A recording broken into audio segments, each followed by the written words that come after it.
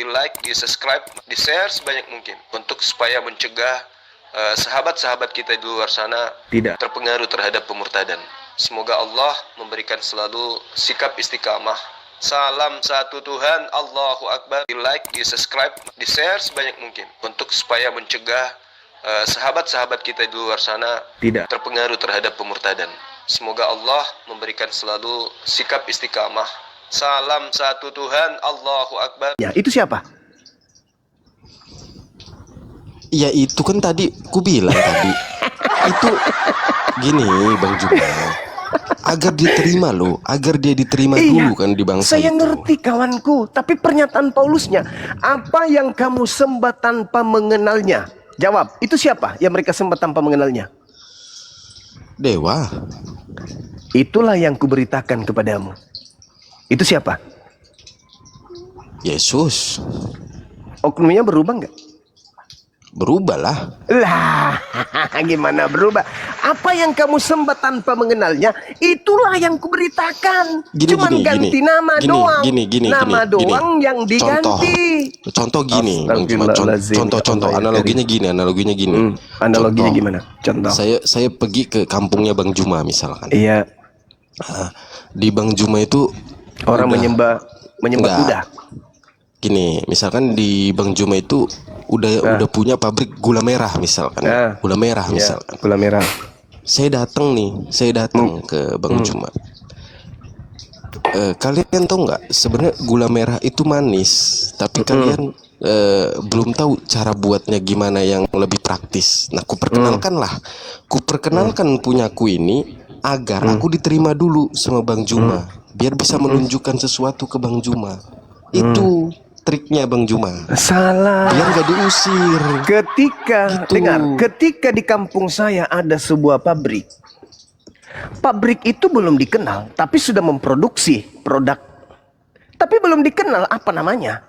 Begitu Anda masuk ke kampung saya, produk yang tanpa nama tadi Anda perkenalkan, sebenarnya ini namanya adalah gula merah. Nah, diterima nggak saya sama kalian? Anda diterima. Nah, tujuannya. Pabriknya berubah nggak? Pabriknya jadi pabrik gula merah. Nah, gula merahnya dari tadi berubah nggak menjadi gula merah, atau tetap aja sama, cuman nama doang yang diganti? Sama. Berarti dewa yang disembah sebelum Paulus datang cuman mengganti nama menjadi Kristus. Mantap sekali. Berarti yang Anda sembah adalah dewanya orang Yunani dalam nama? Bukan, kami nggak nyembah dewa Yunani. Yang Anda produksi gula yang dalam nama gula merah. Sama, mesinnya sama, produknya sama, cuman dikasih nama supaya dikenal. Apa yang kamu produksi selama ini kau tidak kenal, itulah yang kuperkenalkan sama kalian, namanya gula merah. Gula merah nggak bisa disalib. Nah, itu gula merah kata Ustadz, kita nggak bisa disalib. Iya, itu saudaraku. Tapi Bang Juma tahu kan tujuan awalnya itu agar saya dapat diterima dulu kan. Benar sekali saudaraku. Nggak bisa ngomong asal-asalan, nanti diusir sama kalian. Benar. Nah. Makanya Paulus mengatakan kepada mereka, hai orang-orang Athena, hai Om, aku melihat kalian sangat taat beribadah kepada dewa-dewa. Sebab ketika aku berjalan di kotamu dan melihat-lihat barang pujaanmu, aku menjumpai sebuah kuil yang tertulis kepada dewa yang tidak dikenal. Apa yang kamu sembah tanpa mengenalnya? Apa yang mereka sembah? Dewa. Namanya siapa? Mungkin Horus, mungkin Atis, mungkin kemudian Hermes, mungkin Zeus. Hermes dan Zeus mereka nyembah. Nah, itulah yang aku perkenalkan hari ini dalam nama Oke. Udah terjawab. Bagi orang berakal udah terjawab kan? Gini Bang Juma. Apalagi? Pada saat itu ada Barnabas juga kan di situ Bang Juma. Dia nggak sendirian Bang Juma, ya. Di situ mereka sudah pecah kongsi. Sudah pecah kongsi di situ. Lo kisah para rasul 14 tadi, ayat 11 Waktu tadi di yang dibawakan waktu oleh Kang itu di Dito tadi. Antioquia, itu di Antioquia. Ketika Loh. murid-muridnya pertama kali menggunakan bahasa Laodikia, itu di sana. Ini kita berbicara di Athena, Yunani, pusat penyembahan berhala zaman itu. Oke? Paulus datang mengatakan apa? Apa yang kalian sembah selama ini? Oh, dewa kami dong. Nah, itu dewa yang kau sembah selama ini, yang kuperkenalkan hari ini samamu dalam nama Yesus. Jadi sekarang kalian berubah menyembah kepada nama Yesus Kristus. Tapi sembahanmu tetap aja. Ibadahmu tetap saja hari Minggu. Tiap 25 Desember tetap aja kau peringati. Makananmu tetap aja babi. Bang Juma, Kamu jangan bersunat, tetap aja. Cuman sembahanmu, dewamu diganti dalam nama Yesus. gini.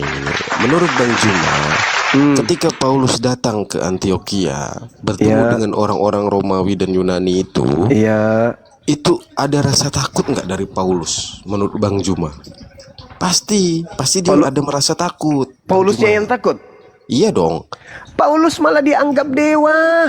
Makanya Paulus dianggap dewa.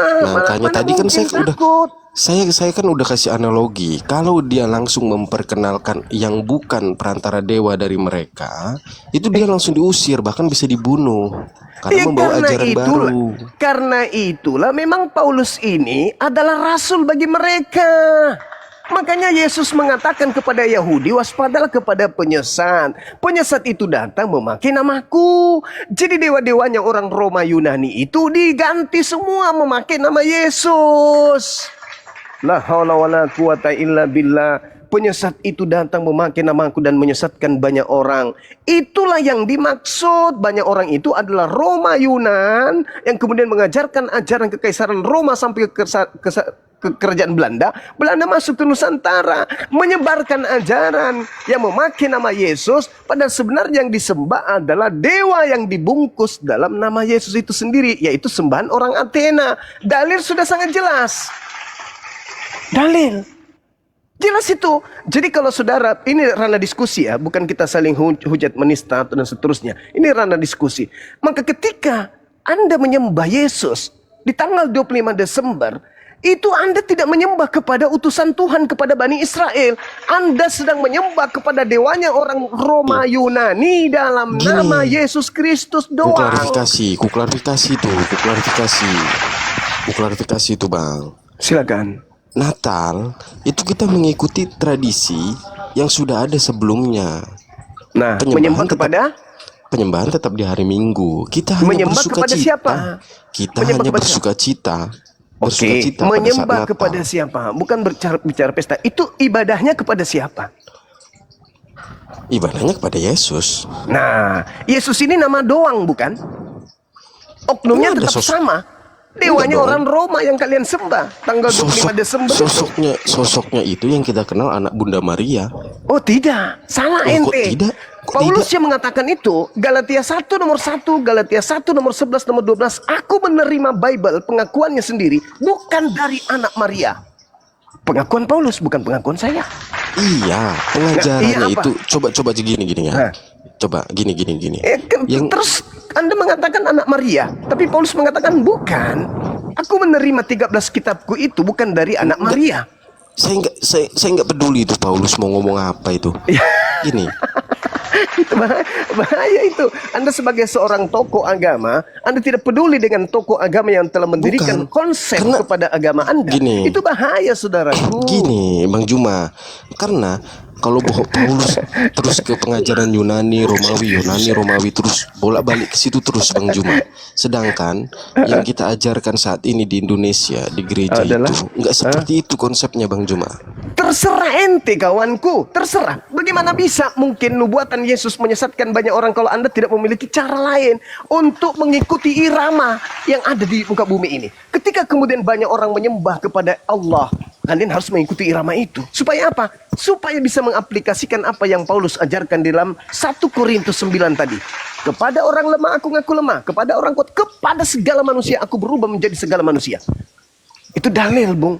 Dan kamu harus mencontohi aku. Akulah yang harus kau teladani, kata Paulus.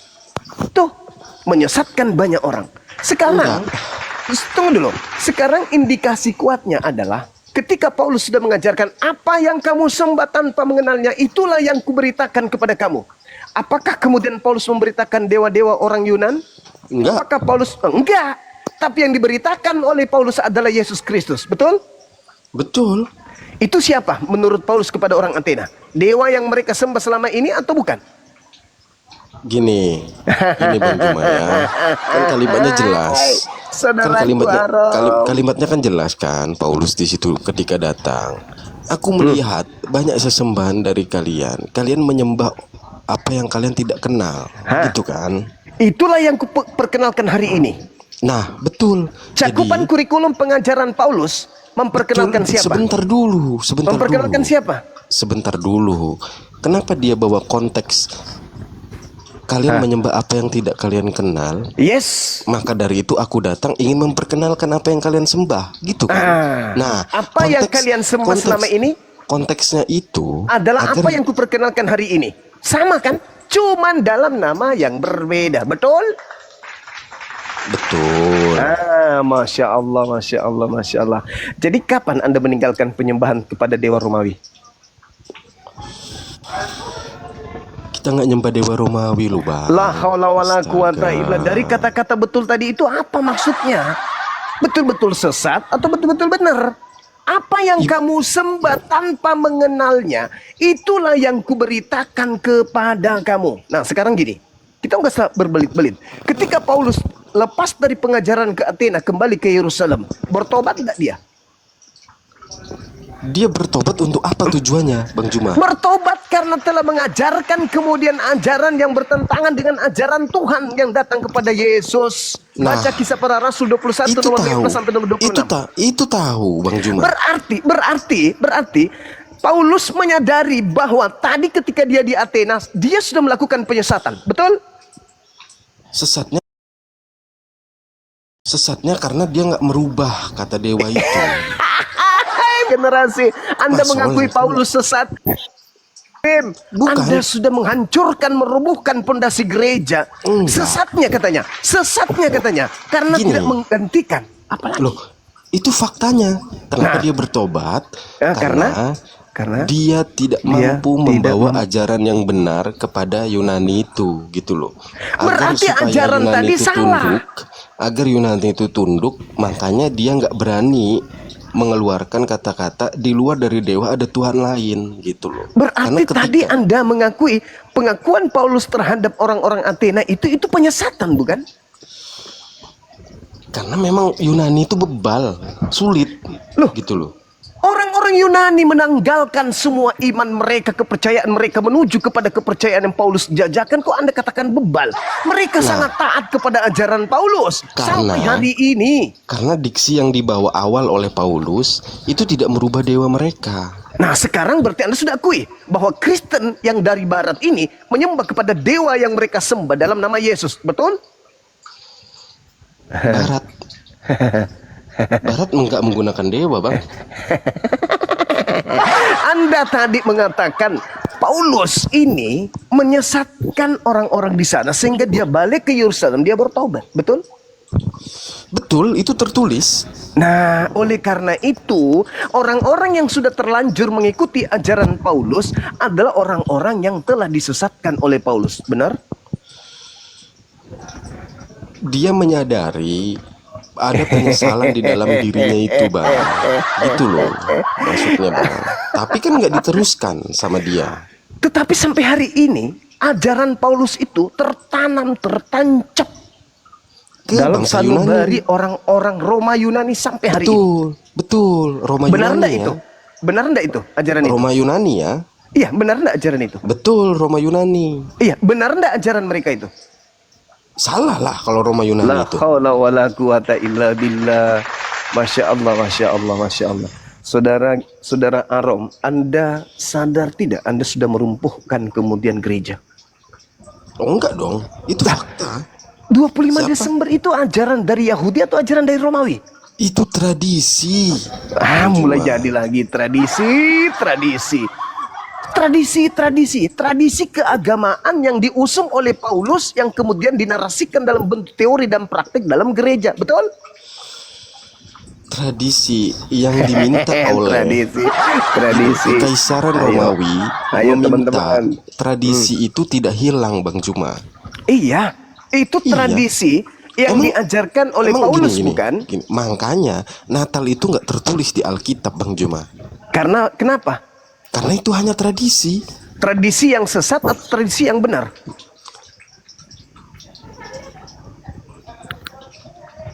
Kalau menurut saya ya benar, ada kelahiran kok. Masolang generasi. Inilah saudaraku, jangan sombong terhadap kebenaran. Narasumber Islam ketika menyajikan sebuah kebenaran, datanya ada, lengkap.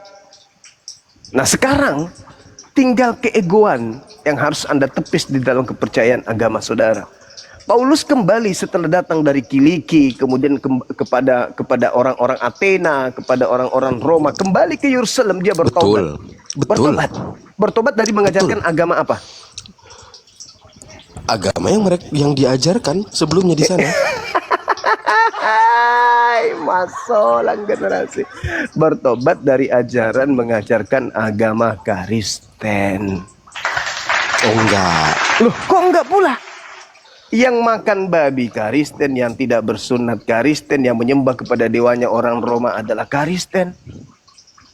Iya kan, saya udah bilang mereka nggak mampu meninggalkan itu semua, Bang Juma, agar bisa masuk konsep ketuhanan ini kepada mereka. Ketidakmampuan mereka meninggalkan itu masih mendarah daging nggak sampai hari ini? Ya kita menganggap ya kita ini termasuk umat yang di luar dari bangsa Yahudi gitu loh, yang tidak bersunat gitu. Jadi ya tidak masalah. Allahu Akbar. Masya Allah, saudaraku Arum.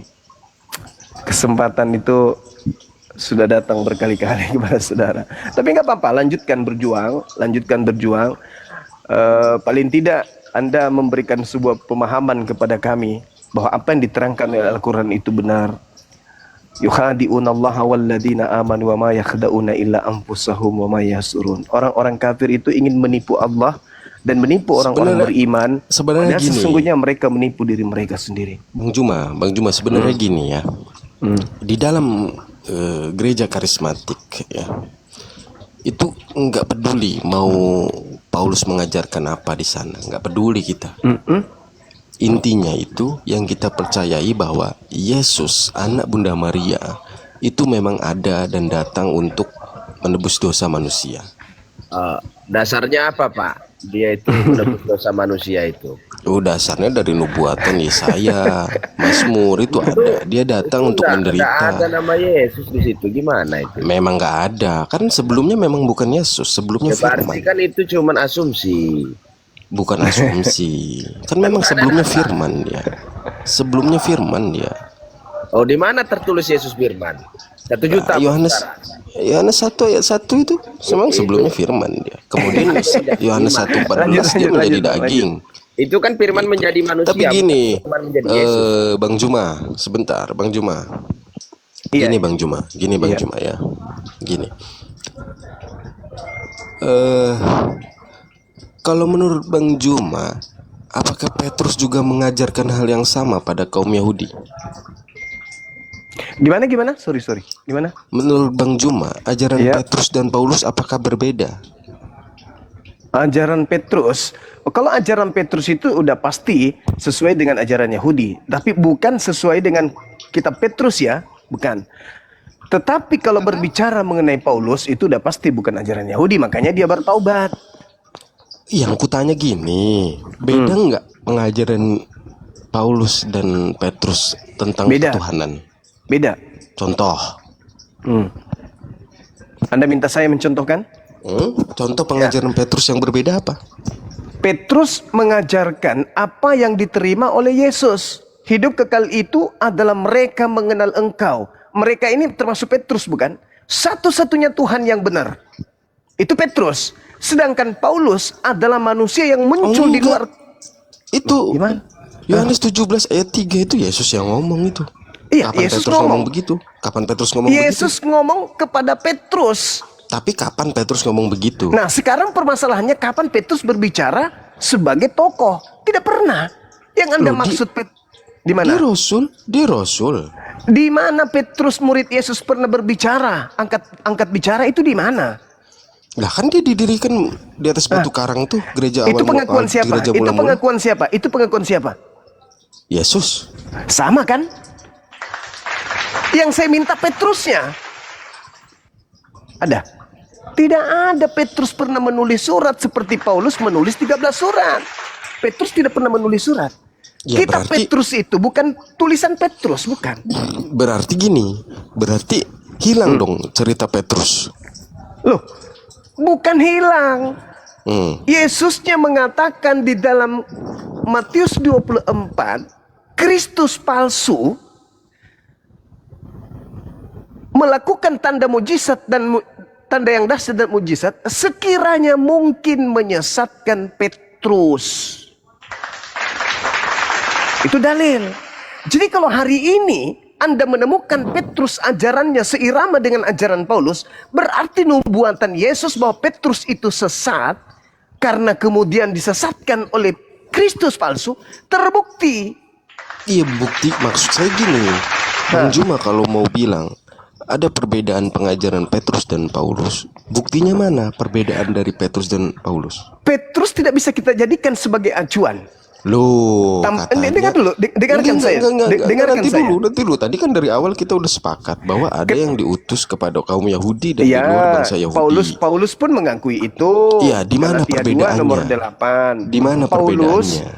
Paulus mengajarkan dewa turun ke bumi jadi manusia. Oke? Petrus mana ada ajarannya seperti itu? Berdasarkan pengakuan Yesusnya, Petrus yang mengakui hidup kekal, Petrus mengakui engkau Bapa satu-satunya Tuhan. Itu Yesus yang mengajarkan, bukan Petrus lagi. Sedangkan Kristen adalah sebuah komunitas, organisasi yang berasal dari barat, mengusung sebuah kitab mengatasnamakan Petrus. Sedangkan Petrus tidak termasuk murid yang pernah menulis surat. Buktinya? Apa? Buktinya. Buktinya, Petrus itu tidak pernah kemudian menulis surat. Mana buktinya kalau dia Petrus menulis surat? Nah, jadi kitab Petrus itu bukan dari Petrus. Bukan. Jadi? Ya, orang yang tidak dikenal kemungkinan itu adalah tulisan Paulus. Kenapa? Sumbernya. Petrus mendapatkan pengajaran bahwasanya dia diutus hanya kepada kepada Yahudi. Sementara Petrus itu ditulis untuk orang-orang non Yahudi. Bagaimana mungkin? Enggak dong. Gimana cerita? Coba Anda baca Petrus 1.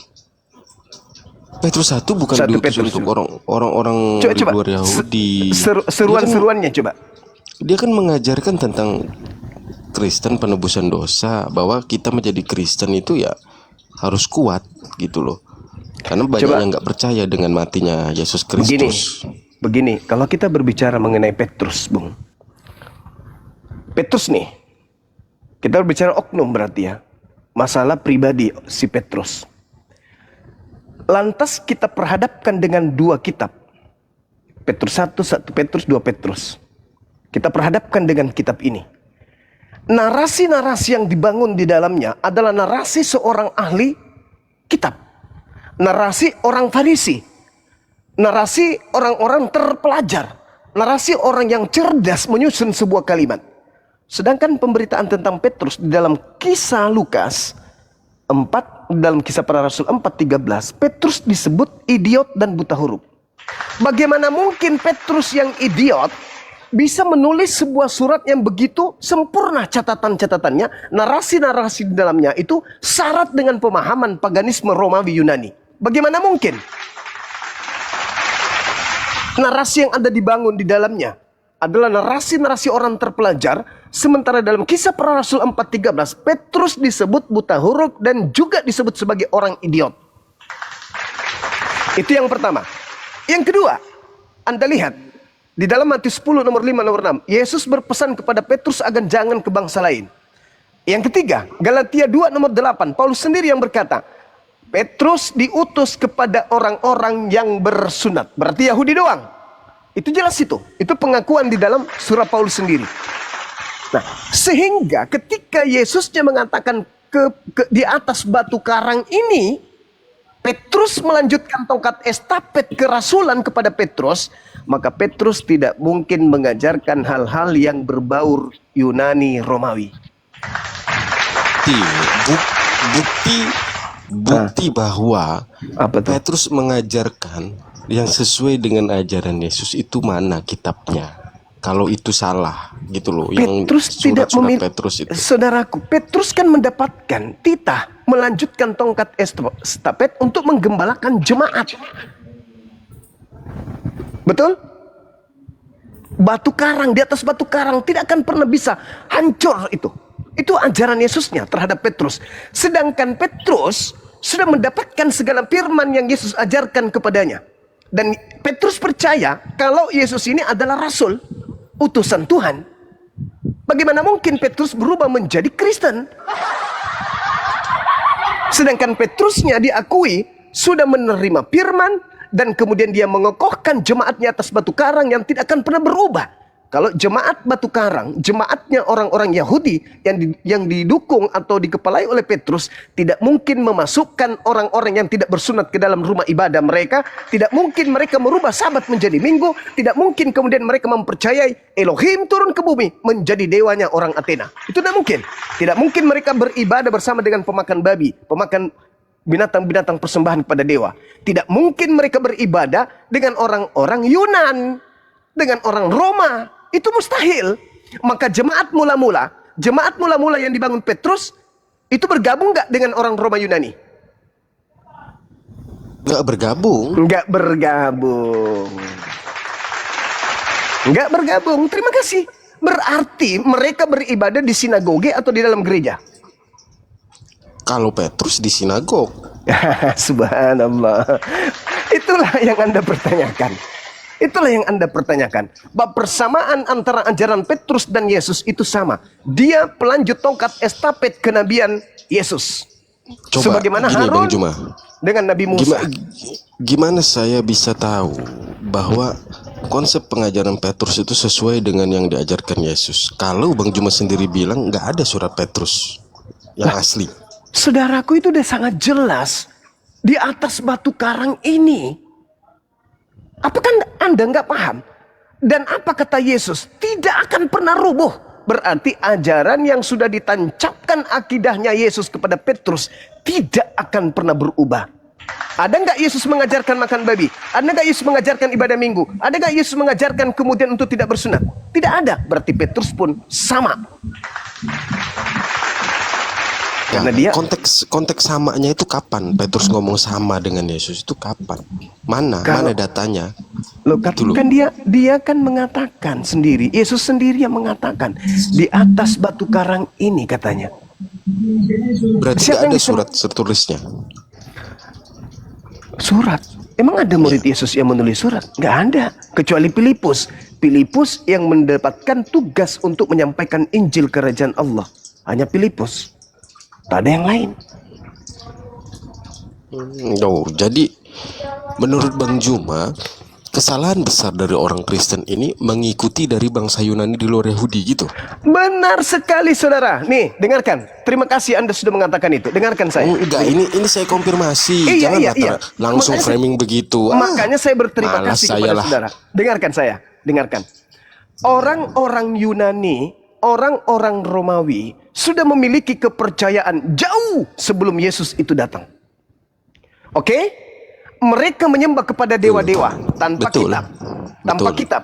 Betul. Mereka menyembah kepada dewa-dewa mereka tanpa buku, tanpa petunjuk. Maka ketika kemudian ada orang dari arah Yerusalem menuju kepada tempat mereka mengajarkan tentang dewa-dewa, lengkap dengan kitab-kitab, apa yang terjadi? Mereka mengkawinkan dengan kitab Septuaginta milik orang-orang Yahudi yang tinggal di Mesir Alexandria pada abad ketiga sebelum Masehi. Kemudian mengalami koreksi, revisi, revolusi terhadap kitab tersebut. Maka dicocokkanlah konsep Romawi Yunani yang berkuasa pada saat itu untuk supaya dilahirkan sebuah kitab yang berkesesuaian dengan keyakinan kerajaan. Apa yang terjadi? Perjanjian barunya orang Yahudi harus disesuaikan dengan perjanjian barunya orang Roma Yunani. Dikawinkanlah pada abad keempat kitabnya orang Yahudi dalam bentuk Septuaginta yang mereka sebut perjanjian lama dengan perjanjian baru yang adalah kitabnya orang Roma Yunani yang dihasilkan dari seleksi, dari kanonisasi kitab-kitab yang ada.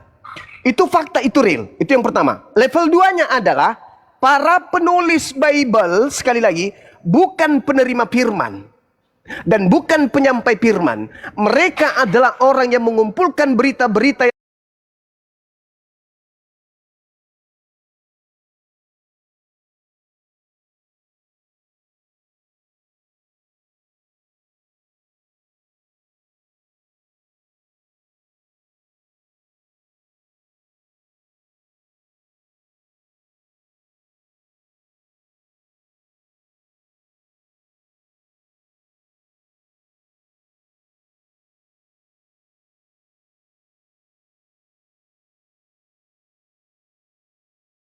kelas. Karena memang itu catatan. Orang-orang Roma dan Yunani yang sudah punya konsep kepercayaan politeisme melakukan sinkretisme. Perkawinan antara ajaran Tauhid dengan ajaran Tritunggal atau Trinitas atau Trimurti. Lahirlah Katolik. Di tahun 1960 dan 67 kemudian barulah lahir yang disebut gereja karismatik. 1960 karismatik berasal dari Protestan dan karismatik yang berasal dari Katolik itu 1967. Lahirlah konsep agama saudara. Jadi kalau induknya saja salah, bagaimana mungkin karismatik itu benar? Saya ulang lagi. Karismatik yang merupakan tetesan atau titisan dari Protestan di tahun 1960-an dan karismatik yang berasal dari Katolik 1967, bagaimana mungkin bisa dianggap benar kalau Katolik saja berasal dari remah-remah yang jatuh dari meja tuannya Yahudi? Ini fakta. Kenapa kemudian sekarang dianggap sebuah kebenaran, kedikdayaan, bahkan sekedar untuk memperingati hari Mu'allaf seakan-akan menghancurkan bumi? Kenapa? Karena orang-orang yang duduk di meja atau di bangku atau di gedung yang disebut Kristen, Katolik, Protestan itu adalah penguasa bumi. Mereka yang menguasai ekonomi, mereka yang menguasai politik, ya mereka menguasai pendidikan, semua mereka kuasai. Duduk di agama itu, maka dianggaplah sebuah kebenaran. Padahal pada prinsipnya tidak. Makanya maafkan saya, ketika kita berdiskusi dengan orang Kristen, strata pendidikan apapun mereka, ketika mereka kita perhadapkan dengan narasi-narasi Bible, musuh mereka adalah Bible itu sendiri. Kenapa? Besarnya Katolik, besarnya Kristen Protestan bukan berdasar terhadap narasi akal yang dibangun menjadi konsep sebuah agama, tetapi adalah kerajaan yang begitu besar. Kekaisaran Romawi yang hampir menguasai setengah bumi, yang kemudian memilih agama itu untuk dijadikan sebagai otoritas di dalam kerajaan mereka. Maka siapa yang bertentangan dengan gereja, penggal. Siapa yang bertentangan dengan kebijakan gereja, singkirkan. Itulah yang terjadi. Maka kebijakan pemerintah, sabar. Kekaisaran Romawi pada saat Katolik menjadi agama dalam kerajaan, yang menjadi otoritas adalah gereja. Camkan itu. Tapi gereja yang menjadi pucuk pimpinan. Betul? Bang Juma, Betul. Bang Juma gini ya, Bang Juma. Kami di karismatik tidak pernah meninggalkan pengajaran tentang Yesus mengajarkan pada saat di dunia. Itu nggak pernah kita tinggalkan itu, Bang Juma. Kita gunakan itu. Berbeda dong kalau dibilang kita juga sama dengan orang Yunani yang menyembah dewa. Yang beda, Bang Juma. Karena mereka mungkin tidak mengikuti pengajaran Yesus pada saat di dunia. Mereka mentah-mentah telan pengajaran Paulus tanpa memahami pengajaran Yesus pada saat mengajarkan di dunia. Gitu.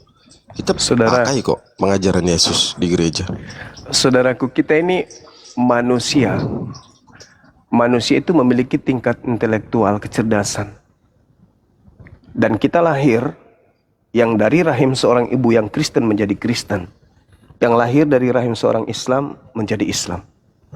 Kita dipupuk kemudian dengan pengetahuan. Dibesarkan dengan ilmu pengetahuan. Kita tidak hidup di zaman batu.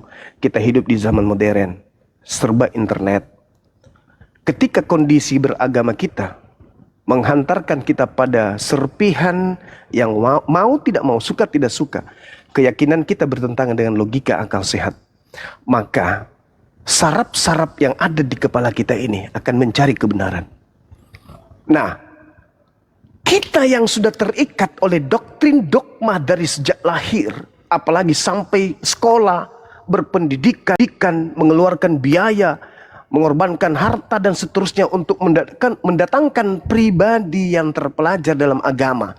Tiba-tiba saja diperhadapkan dengan fenomena keyakinan kita bertentangan dengan fakta, baik secara bahasa, gramatikal atau histori, akan kita tujukan keyakinan kita ini merujuk kepada kebenaran itu sendiri. Meskipun hanya seperti menegakkan benang merah. Contoh, pernyataan kalimat saudara terakhir. Apa yang Anda katakan? Kami orang karismatik tidak meninggalkan ajaran Yesus. Bung, kata Yesus, dari buahnya kau bisa melihat mereka. Meskipun di antara pohon ini ada buah yang ranum, ada buah yang bagus, ada yang tidak berulat. Tapi karena batangnya memang sudah salah, maka bukan buahnya saja yang harus masuk ke neraka, batangnya harus ditebang. Karismatik yang kemudian menekankan pengalaman langsung dengan roh yang datang di antara mereka menurut mereka. Kemudian mereka mampu bahasa roh, mereka mampu menyembuhkan, bernubuat, bla bla dan seterusnya. Itu bukan sebuah konsep yang berdiri sendiri dari Yesus lantas ke mereka. Enggak. Tetapi karismatik adalah sebuah kepercayaan atau keyakinan atau aliran yang berasal dari gugurnya atau gagalnya Protestan atau Katolik menyajikan sebuah kebenaran yang berkesinambungan langsung dengan Yesus. Maka lahirlah karismatik. Ini keliru.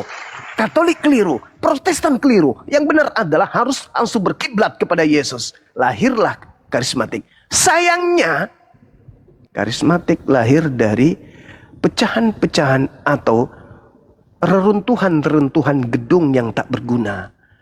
Dia menambal sulam pakaian sudah koyak, membentuk sebuah keyakinan yang berasal dari puing-puing yang sudah retak.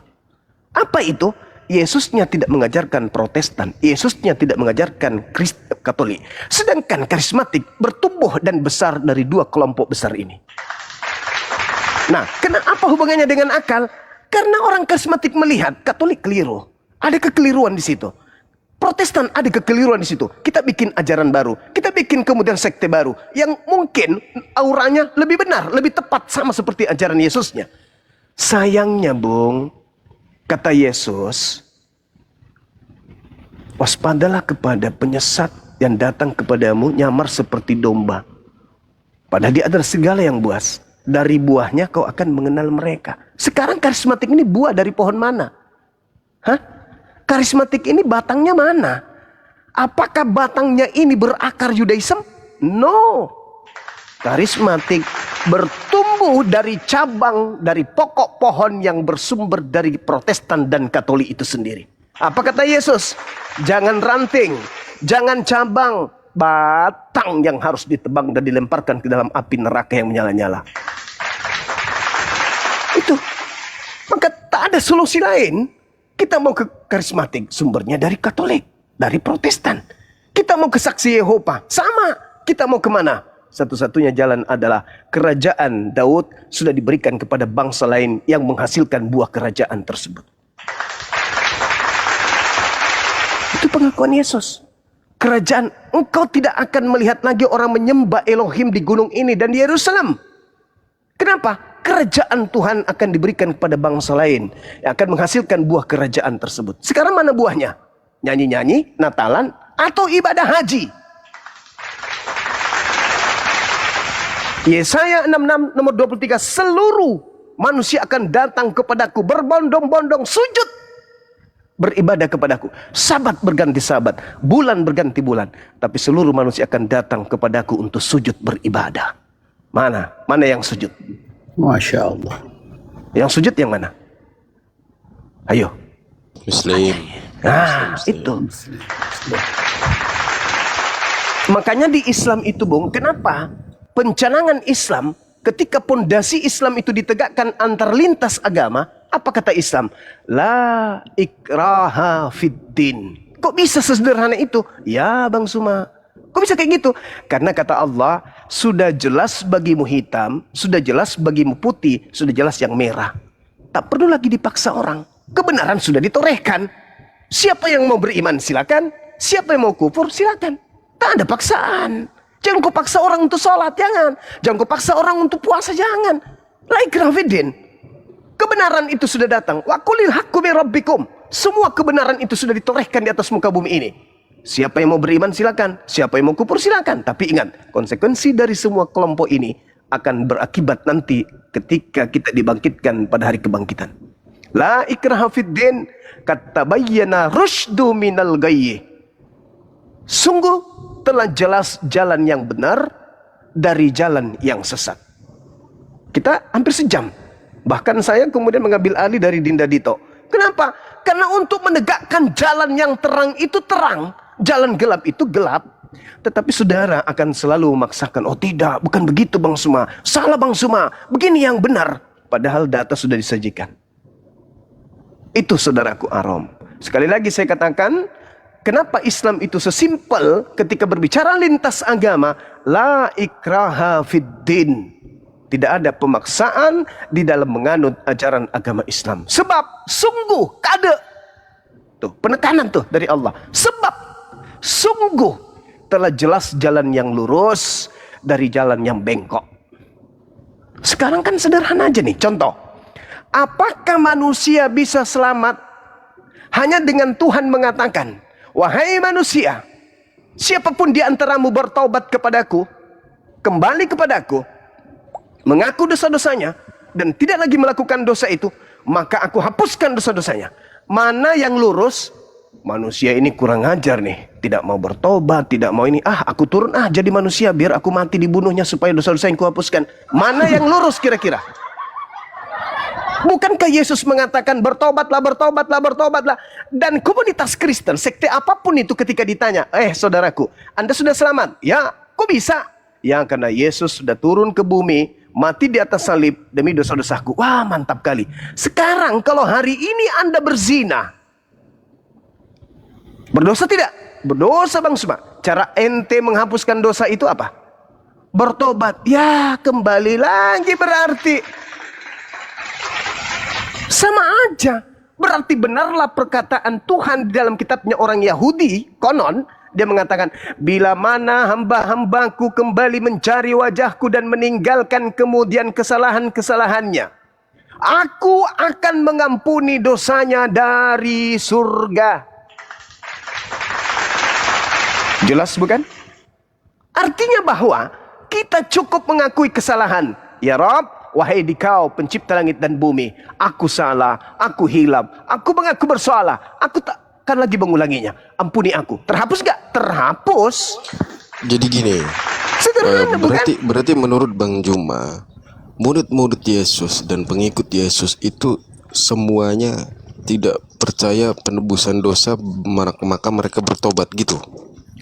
Tak ada kemudian orang pengikut Yesus yang memahami menebus dosa itu dengan cara mengorbankan manusia. Ingat Matius 8 nomor 4. Apa kata Yesus? Ini Yesus langsung yang berkata, perlihatkan dirimu kepada imam dan persembahkanlah persembahan yang diperintahkan Nabi Musa kepadamu.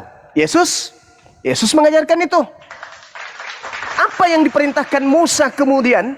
Imamat 1 nomor 8. Katakanlah kepada orang-orang Israel, apabila mereka hendak mempersembahkan kurban hewan sebagai penebus dosa, hendaklah mereka mempersembahkan hewan ternak. Kambing, domba, sapi, lembu. Ada dia mengajarkan persembahkan manusia? Enggak ada. Enggak ada. Orang-orang Yunani, orang-orang Romawi, itu adalah pelaku-pelaku dosa. Kalau kita pandang dari segi sudut pandang kacamata Yudaism. Bahkan mereka tidak dianggap umat. Mereka dianggap anjing. Abu Dasarah. Mereka dianggap sebagai Kuranyon. Anak-anak keturunan anjing. Kan gitu. Sekarang ketika mereka melakukan banyak maksiat. Bagaimana cara Paulus untuk menarik hati mereka agar menjadi pengikutnya? Dosamu udah dihapus. Dosa-dosamu udah dihapuskan. Gak usah khawatir lagi. Yesus telah turun ke bumi. Dewa kita sudah turun ke bumi. mati untuk dosa-dosa kita. Tepuk tangan enggak orang Yahudi, orang Roma Yunani? Tepuk tangan. Bergembira ria enggak? Bergembira ria. Oh, Paulus kau memang hebat. Kau hebat. Engkau adalah utusan dewa. Terjadi enggak itu? Terjadi. Maka Yesus menubuatkan kepada kaumnya. Matius 24 nomor 15. Apabila engkau melihat sang pembinasa keji duduk di tempat yang kudus. Seperti yang dinubuatkan Nabi Daniel. Nah tuh. Paulus itu menduduki tempat tertinggi nggak? Tertinggi. Apa posisinya? Wah, rasul Cahayu. Tempat kudus, rasul. Tapi apa? Membinasakan. Sekarang, saya ingin mengulang kembali materi-materi yang lalu terkait dengan Paulus ini. Coba kita lihat di dalam Kejadian 49. Ketika Yakub detik-detik ingin meninggal dunia, Yakub memanggil ke-12 muridnya. Apa kata Yakub? Hai anak-anakku, kumpul kalian yang 12. Aku ingin menceritakan tentang nasib keturunanmu kelak. Seperti apa laku keturunan kalian kelak. Disebutlah satu-satu. Yehuda, Natalia, dan semuanya dipanggil. Tiba masa Benyamin di data nomor 27. Benyamin, Kadia, duduk di sini. Kadia. Duduk. Aku ingin bercerita tentang nasib keturunanmu kelak. Gimana itu ayah? Benyamin, laku keturunanmu kelak seperti serigala. Merampas, lalu membagi-bagikan harta rampasannya itu keluar. Siapa kemudian agama Islam atau Kristen yang berasal dari keturunan serigala ini, Benyamin? Dalam Filipi 3 nomor 5, Paulus mengaku, aku adalah orang Ibrani asli dari keturunan Benyamin. Ayo, siapa keturunan Benyamin? Paulus. Dia berasal dari suku mana? Benyamin. Dia aliran apa? Farisi. Kepada siapa kemudian Benyamin ini? Kepada siapa kemudian Yakub mengatakan Benyamin ini serigala? Kepada Benyamin itu sendiri. Kepada siapa? Keturunannya. Paulus mengaku enggak keturunan Benyamin? Mengaku. Dalilnya Filipi 3 nomor 5. Aku adalah keturunan Benyamin. Benyamin identik dengan serigala. Yesus minta waspada kepada siapa? Kepada domba, kepada kucing, kepada kuda, kepada serigala. Waspadalah kepada serigala yang datang kepadamu nyamar seperti domba, padahal dia adalah serigala buas. Paulus ngaku enggak sebagai murid Yesus? Ngaku. Paulus ngaku enggak sebagai utusan Yesus? Ngaku. Kurang enggak nubuatan itu? Enggak. Masih kurang bang semua. Apa kurangnya? Taurat. Saya ajarkan. Taurat itu hanya hukum bagi Bani Israel. Paulus mengajarkan apa kepada orang-orang non-Yahudi?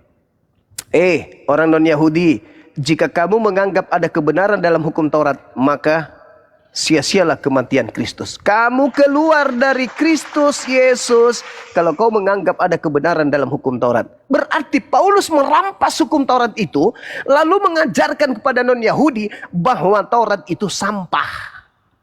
Filipi 3 nomor 8. Galatia 3 nomor 13. Kristus telah menebus kita dari kutuk hukum Taurat dengan jalan menjadi kutuk karena kita. Sebab ada tertulis, terkutuklah orang yang mati di atas tiang salib. Pertanyaan saya, ini surat Paulus untuk siapa? Untuk non-Yahudi. Emang Taurat itu untuk siapa? Untuk Yahudi. Lah, kenapa Yesus mati untuk menghapus Taurat untuk non-Yahudi? Bukankah Taurat itu hanya untuk Yahudi saja? Kenapa Yesus diajarkan oleh Paulus mati untuk non-Yahudi? Inilah cara Paulus kemudian membagi-bagikan harta rampasannya kepada non-Yahudi. Tergenapi. Karena tak ada manusia atau tokoh yang bisa kita jadikan sebagai acuan, sebagai orang yang duduk di kursi pesakitan selain Paulus. Waspadalah kepada ragi orang Farisi. Paulus, Filipi 3 nomor 5 mengaku Farisi. Waspadalah kepada serigala. Filipi 3 nomor 5 mengaku serigala. Benyamin. Lalu, endingnya di mana? Matius 23 nomor 15. Celakalah engkau wahai ahli Taurat. Celakalah engkau wahai orang Farisi. Celakalah engkau wahai orang munafik. Engkau menjelajahi daratan, menyeberangi lautan untuk mentobatkan orang menjadi pengikut agamamu. Dan setelah menjadi pengikutmu, kau jadikan mereka orang neraka dan 2 kali lebih jahat daripada engkau sendiri. Jadi Paulus keluar dari Yerusalem, mentobatkan orang menjadi pengikutnya. Sayangnya menurut Yesus, pengikutnya menjadi orang neraka dan 2 kali lebih jahat daripada Paulus itu sendiri. Sejahat-jahatnya Paulus kemudian tidak mengajarkan untuk beribadah dalam konsep semua yang ada bahwa Tuhan turun ke bumi, mati menjadi Yesus. Tetapi Paulus mengajarkan di Filipi 3, masih ada Tuhan selain Tuhan yang turun ke bumi menjadi manusia. Kita lihat. Yang walaupun dalam rupa Tuhan, tidak menganggap kesetaraan dengan Tuhan sebagai milik yang harus dipertahankan, melainkan telah mengosongkan dirinya sendiri dan mengambil rupa seorang hamba dan menjadi sama dengan manusia. Dan dalam keadaan sebagai manusia, ia telah merendahkan dirinya dan taat sampai mati, bahkan sampai mati di atas kayu salib. Itulah sebabnya Allah sangat meninggikan dia dan mengaruniakan kepadanya nama di atas segala nama. Paulus masih mengajarkan masih ada Allah, masih ada Tuhan di luar daripada Yesus. Tapi hari ini saudara-saudara kita menganggap Tuhan yang disembah Yesus itu sehakikat setara dengan Yesus itu sendiri. Artinya lebih 2 kali jahat daripada Paulus itu sendiri. Sekiranya begitu saudara Arom, silakan dilanjut dengan adik-adik saya dan guru-guru saya. Saya ada kegiatan. Thank you Bang Juma. Oke, sama-sama. Thank you ya. Terima kasih guru-guru yang ada yang lain, silakan. Thank you. Terima kasih.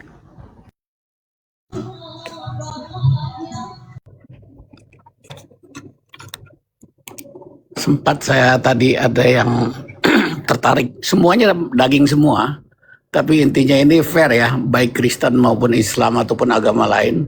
Bang Zuma mengatakan ya mau Kristen, Protestan ataupun apalah denomnya termasuk Islam, dia akan mengikuti orang tuanya. Nah di sini penekanan di dalam Islam itu sendiri nggak berhenti sampai di situ. Islam disuruh belajar, Islam disuruh jangan mengikut yang tidak ada ilmunya, ada kewajiban. Sehingga ketika ada satu agama yang ikut-ikutan orang tuanya, ini automatically kita katakan bisa berbahaya dan sesat. Untuk itu diskusi ini ya sangat menarik, kita bisa lanjutkan nanti dalam perbincangan teologi ataupun masalah-masalah yang prinsip di dalam ketuhanan. Terima kasih.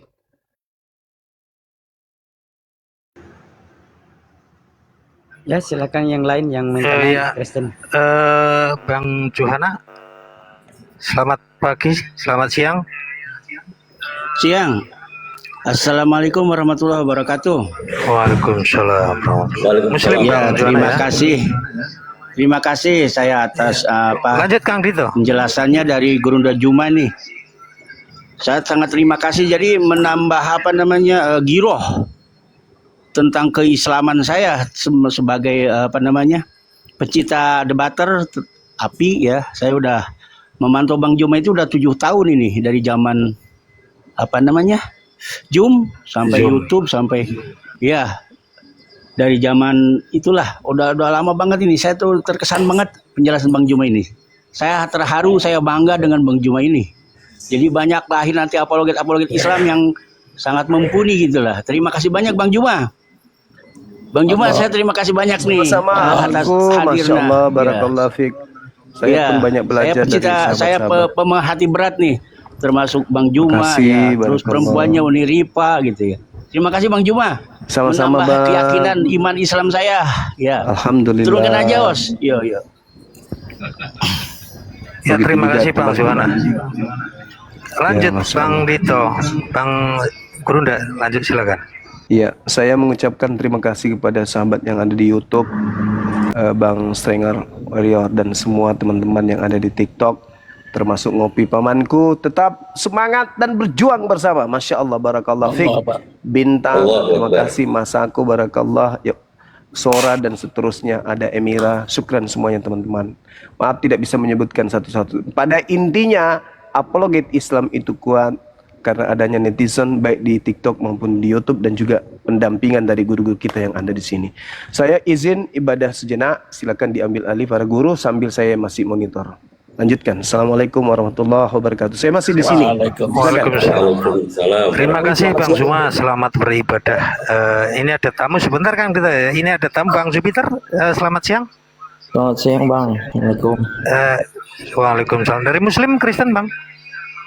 Muslim Bang, cuma mau Alhamdulillah aja Bang. Oke, silakan Bang Dito, lanjut. Bang, sebenarnya sih mau tanya Bang Zuma, cuman Bang Zumanya mungkin lagi istirahat ya. Ya mungkin dia monitor, dengar. Siapa tahu ada guru-guru. Iya, siapa tahu ada guru-guru yang lain. Sampaikan saja Bang, sampaikan saja di sini ada guru-guru. Silakan di. Hari itu saya dengar debat antara Kores yang terbaru itu sama Kristen offline, yang tentang pemahaman Kristen yang menyatakan bahwa Tuhan Yesus mati di atas tiang salib itu sudah menembus juga dosa-dosa Nabi Adam dan Hawa. Itu bagaimana ya konsepnya? Ya, sambil menunggu Guru ya, kalau mohon maaf, pemahaman Guru. saya setelah tadi kita menyimak bersama, yang disampaikan Gurunda itu tadi adalah poin yang sangat kredibel, bahwa pengajaran Paulus yang dia membawa konsep baru kepada orang-orang Yunani. Pada orang-orang Yunani itu udah jelas. Jadi yang diajarkan oleh Paulus untuk orang Yunani ini sudah clear.